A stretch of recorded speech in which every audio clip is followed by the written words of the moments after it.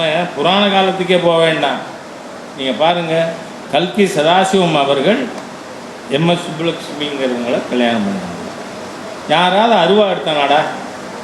ஏன்னா நீங்கள் பிறக்கலை. இன்னைக்கு ஆணவ கொலைக்கு காரணமே சுபவீர பாண்டியன்னு திருமாவளவன் தான்.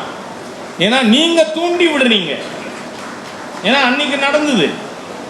அதே மாதிரி எஸ்ஜி கிட்டப்பா, கேபி சுந்தராம்பாள், நான் சமுதாயம் பேர் சொல்லணுமா? அன்னைக்கு யாராவது அருவா எடுத்தாங்கடா? ஏன்னா நீங்க பிறக்கலடா, நீங்க பிறக்கல. தீய சக்திகள் இவங்க பிறக்கல, அதனால அன்னைக்கு யாரும் அருவா எடுக்கல. இன்னைக்கு நீங்க இருக்கீங்க, அதனால அருவா எடுக்கணும். ஆகவே இந்த தீய சக்திகளுக்கு எதிராக நாம உண்மை நிலையை நம்முடைய மக்களுக்கு சொல்லிக் கொடுக்கணும். ஒருவேளை இப்போது அவருடைய உடல் நலம் மனநலம் சரியாக இருக்கிறதா என்று அவர் மருத்துவரை பார்த்து கொள்வது நல்லது. நண்பர் என்கிற முறையிலையும் நான் சொல்லுகிறேன். இவர்கள் பிறந்த பிறகுதான் அருவாளை எடுத்தார்கள் என்று சொல்லுவது எவ்வளவு அபத்தம் என்பதை அவர் உணர வேண்டும். நாங்கள் பிறந்த பிறகுதான் மனுநீதி எழுதப்பட்டதா? அதற்கு முன்னால் மனுநீதி இல்லையா? மனுநீதியில் தானே இந்த வருணங்கள் சொல்லப்பட்டன. மயாசிருஷ்டம் யாருடைய? என்னுடைய சதுர்வருணம் மயாசிருஷ்டம் என்று சொல்லுகிற கீதை நாங்கள் பிறந்ததற்கு பின்னால் எழுதப்பட்டதா? எனவே கீதை தொடக்கி வைத்த அந்த வருணம், அதற்கு முன்னால் இருக்கிற இவர்களுடைய புராணங்கள், இவர்களுடைய வேதங்கள், மனுநீதி புஷ்யமித்திரன் காலத்தில் எழுதப்பட்ட, சுங்கமித்ரா என்கிறவரால் எழுதப்பட்ட அந்த மனுநீதியில் இருந்து இந்த சாதிய ஏற்றத்தாழ்வுகள், வருண பாகுபாடுகள் வருகின்றன. அந்த அடிப்படையில் தான் இந்த ஆணவ படுகொலைகள் எல்லாம் நடந்து கொண்டிருக்கின்றன. ஆணவ படுகொலைகளை, சாதிய வேறுபாடுகளை களைய வேண்டுமானால் ஹெச் ராஜா போன்றவர்கள் தான் அதற்கு காரணம் என்பதை மக்கள் அறிவார்கள். அதற்கு தோழர் திருமாவளவனோ நானோ எந்த வகையிலும் காரணமில்லை. அவற்றை நிறுத்த வேண்டும், மக்கள் சமத்துவமாக வாழ வேண்டும் என்பதற்காகவே நாங்கள் பாடுபட்டு கொண்டிருக்கிறோம். அது ஹெச் ராஜா போன்றவர்களுக்கு கொஞ்சம் மனசுக்கு கஷ்டமாகத்தான் இருக்கும். ஏற்படுத்துறீங்க அப்படின்ற விஷயத்தையும் கொடுத்துருக்காரு. வழக்கு போல பெரியார் தேசப்பிரதி அப்படின்ற விஷயத்தையும் சொல்லியிருக்காரு. இந்த சமூகத்தில் பிரிவினையே இல்லையா? நாம் தான் புதிதாக பிரிவினையை ஏற்படுத்துகிறோமா? இந்த சமூகம் சாதிய சமூகமாக இருக்கிறது. பிறப்பில் குத்தப்படுகிற முத்திரை சாவுக்கு பின்னும் பரம்பரைகளுக்கும் தொடர்கிறது. பிரிவினை என்பதே இந்த இந்து சமூகத்தினுடைய நியதியாக இருக்கிறது. எனவே பிரிவினை கூடாது, சமத்துவம் வேண்டும் என்று சொல்லுகிறவர்கள் நாங்கள். பிரிவினை வேண்டும் என்பதற்காகவே பேசிக்கொண்டிருக்கிறவர் ஹெச் ராஜா.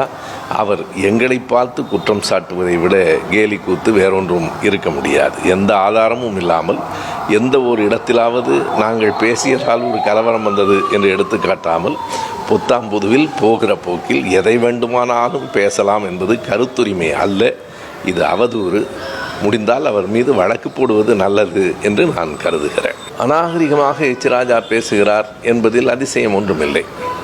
நாகரிகமாக பேசினால்தான் அது செய்தி. எப்போதாவது ஹெச் ராஜா நாகரிகமாக பேசினார் என்றால் அது பற்றி நீங்கள் கருத்து கேளுங்கள், கண்டிப்பாக நான் சொல்லுகிறேன். அந்த வாய்ப்பு உங்களுக்கும் வராது, எனக்கும் வராது.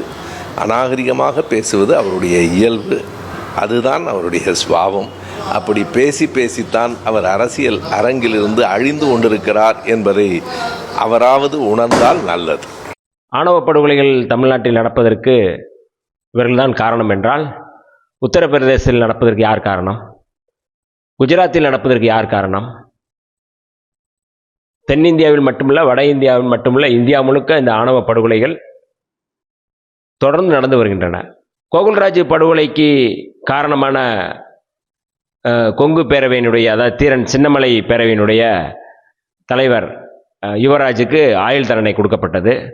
அந்த ஆயுள் சிறைவாசியை வரவேற்றவர் அல்லது அதை ஆதரிப்பவர் ஹெச் ராஜா எனும் நபர்தான் என்று எல்லோருக்குமே தெரியும். இந்த ஆணவ படுகொலைகளுக்கு பின்னாடி இருப்பது ஒரு சித்தாந்தம், அதுதான் சனாதன கருத்தியல். 4 வர்ணங்களை நானே படைத்தேன் என்று சொல்கின்ற கிருஷ்ணருடைய அந்த பகவத்கீதையினுடைய சித்தாந்தத்தை நடைமுறைப்படுத்துவதுதான் சனாதனம், இந்துத்துவம். விடுதலை சிறுத்தைகள் எப்போதும் இந்த சனாதனத்தை, இந்துத்துவத்தை எதிர்ப்பவர்கள். நீ சாதி மாதிரி தவம் இருப்பது சரியா என்று, அது தர்மம் அல்ல என்று சொல்லி சம்பவனுடைய தலையை வெட்டி படுகொலை செய்கிறார் ராமன். இது ராமாயணத்தில் வருகின்ற கதை. ராமன் பார்ப்பனர் அல்ல.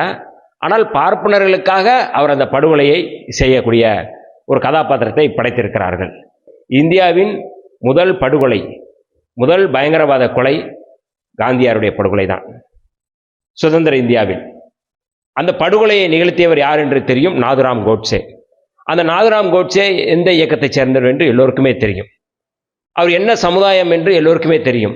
சாதி ஒழிப்பை முன்னிறுத்துகின்ற எங்கள் தலைவரை கொச்சைப்படுத்துவதை அல்லது வன்மத்தை கக்குவதை நிறுத்த வேண்டும் என்று விடுதலை சிறுத்தைகளின் சார்பில் கோரிக்கை வைக்கின்றோம்.